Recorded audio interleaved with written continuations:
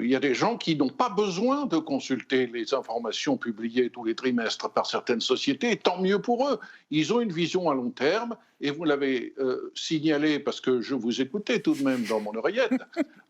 Amazon est le parfait exemple de société qui était cotée en bourse et qui perdait de l'argent. Mais elle avait un plan, un calendrier, un management sérieux, et ses actionnaires ont été assez intelligents pour lui faire confiance et pour voir que la société progressait dans le chemin qu'elle avait fixé.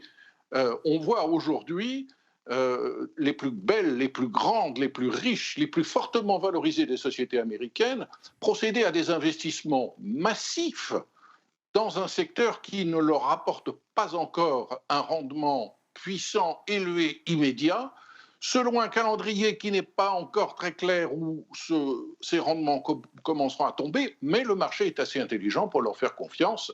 Et cela prouve que il ne faut pas se laisser bercer d'illusions par le caractère superficiel des rendez-vous trimestriels.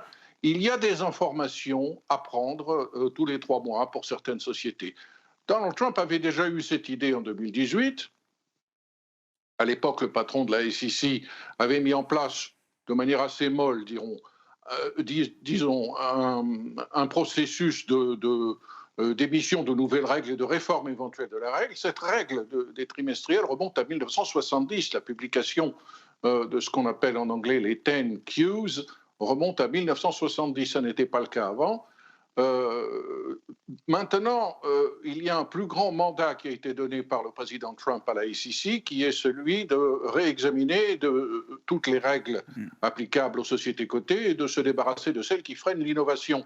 On pourrait mettre dans ce panier ce type de règles. On peut imaginer très bien qu'à la SEC, dans quelques mois, après consulter l'ensemble des groupes intéressés par cette éventuelle réforme, nous disent, eh bien voilà, au-delà de telle valorisation, au-delà de telle capitalisation, les sociétés devront être obligatoirement passées par l'exigence de la publication trimestrielle, mais pour d'autres, elles auront l'option, si elles le souhaitent, de n'informer leurs actionnaires que tous les 6 mois. Les Britanniques ont fait cette réforme en 2014.